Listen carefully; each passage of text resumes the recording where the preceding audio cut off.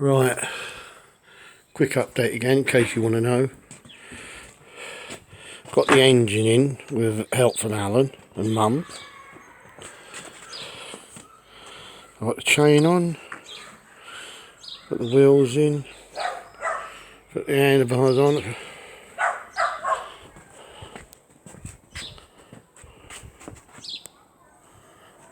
Oh.